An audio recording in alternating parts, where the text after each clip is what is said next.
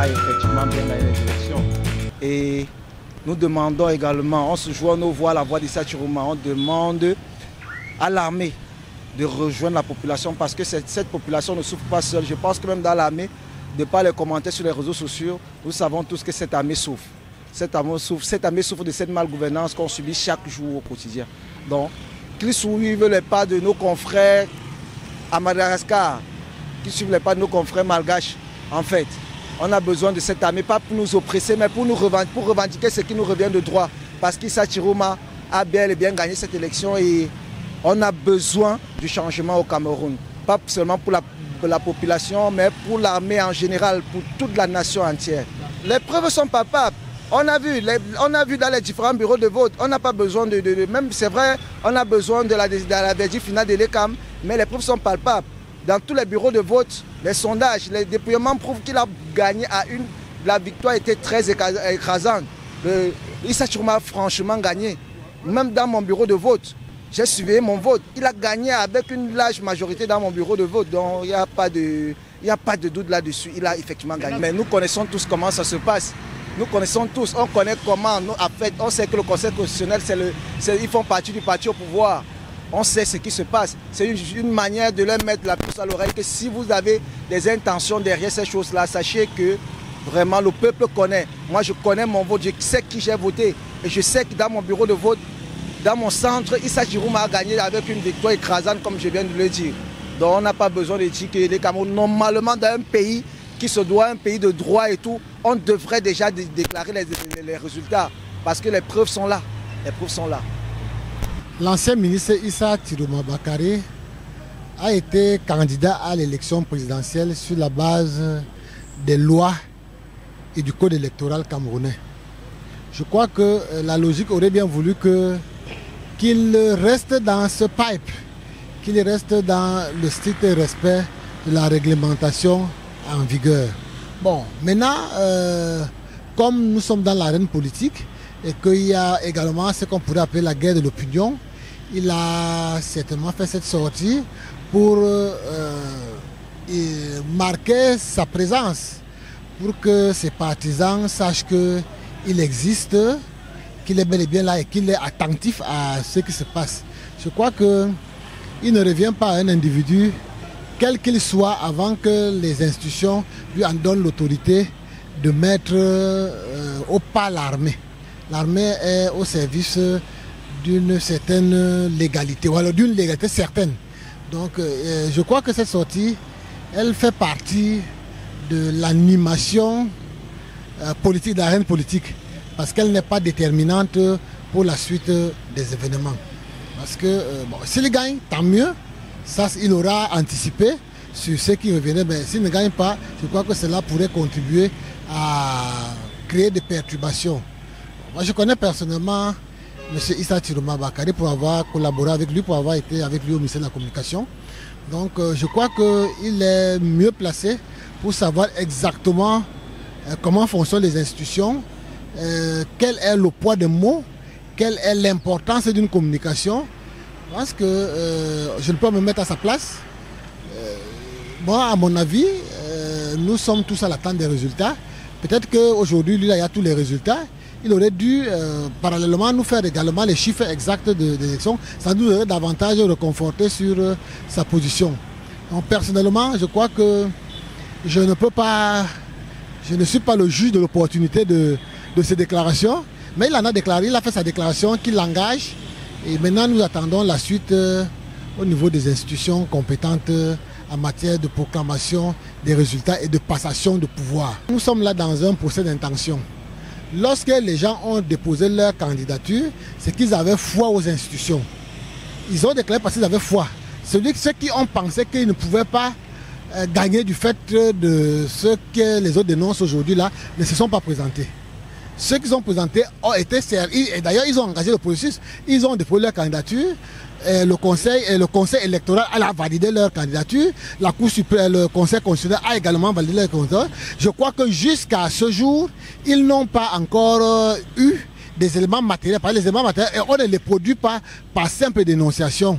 On les produit devant les institutions compétentes. C'est lorsque, devant ces institutions, qu'ils auraient produit que nous croirons qu'il y a eu des malversations. Il y a des gens qui crient des malversations. Moi, j'ai eu la chance de parcourir le plus grand nombre de bureaux de vote dans la ville de Douala.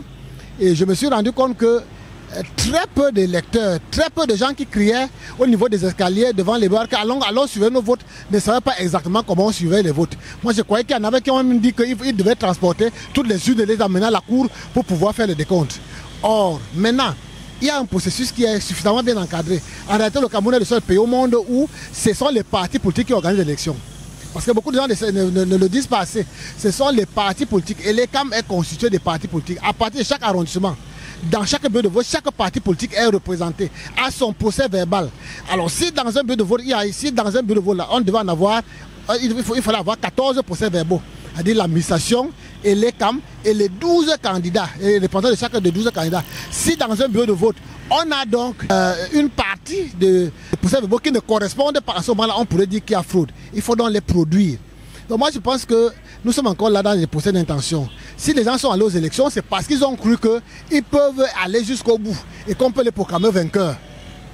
Et souvent, on a un problème avec la politique. Quand on fait une analyse de la psychologie politique de notre pays, beaucoup de gens font la politique, ont une connaissance très périphérique de l'arène politique et du fonctionnement des institutions politiques. Et c'est ça qui cause le problème.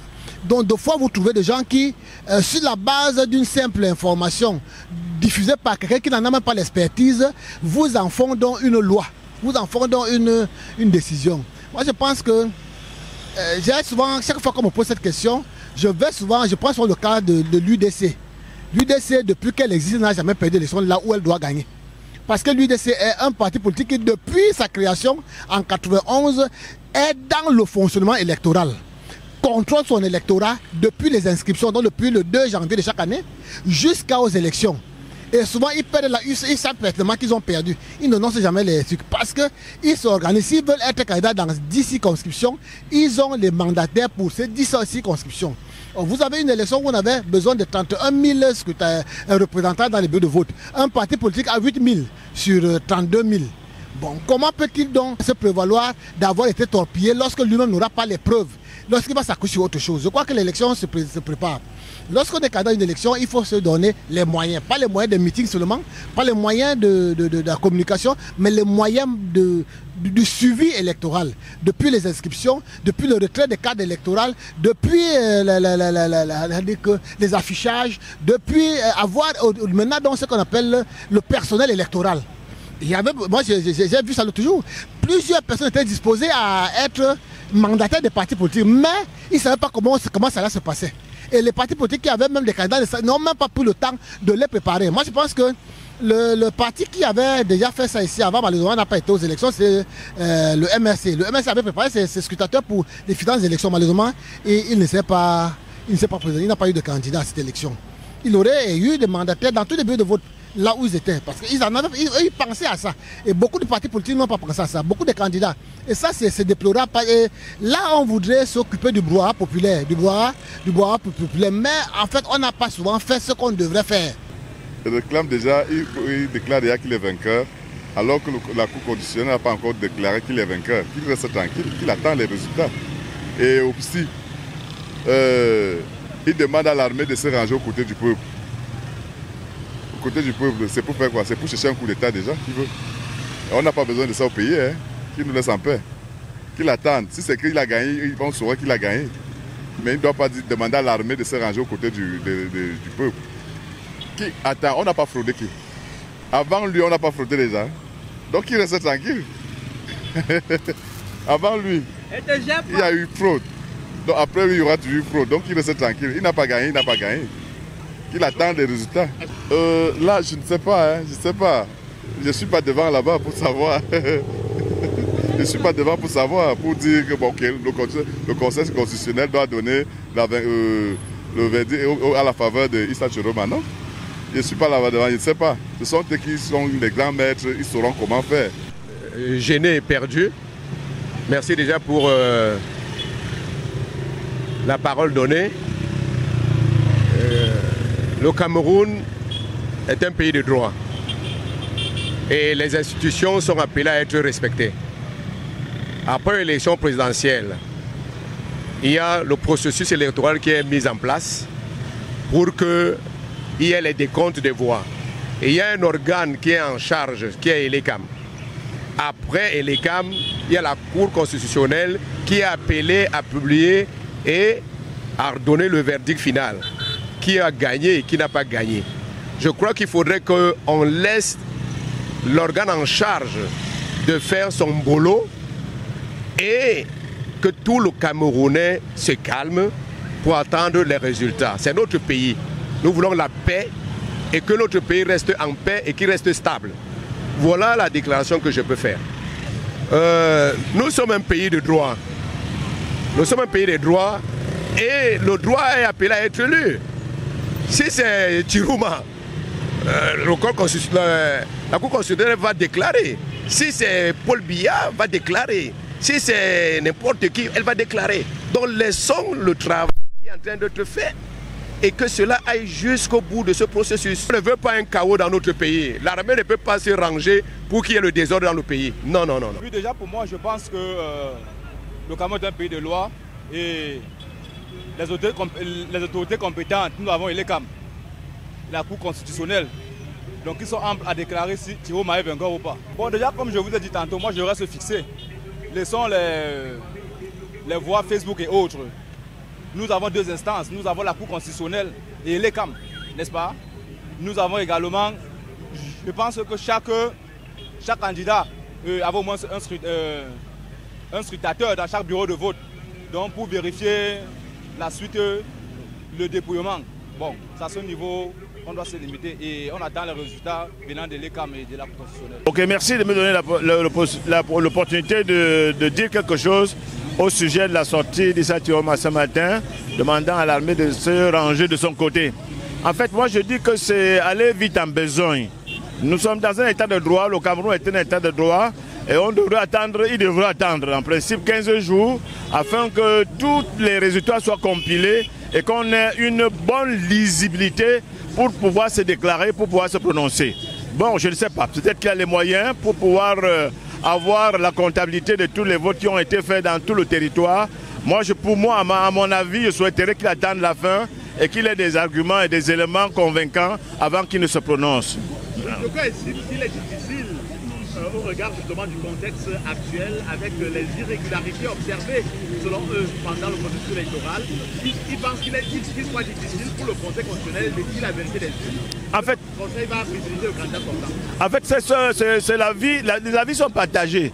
Moi, je crois que la logique même humaine voudrait qu'on attende et qu'on ait fait la comptabilité de tout, parce qu'on ne peut pas se prononcer sur une partie des élections. Parce que les autres, ils se basent sur une partie. Et puis, une autre chose, moi j'ai été au courant, qui n'ont pas été présents partout, dans tous les bureaux de vote, les 3000 ou 4000 ou 5000 bureaux de vote qu'il y a sur tout le territoire. Ils devraient en principe attendre qu'on fasse toute la comptabilité afin de pouvoir être crédibles dans ce qu'ils vont dire.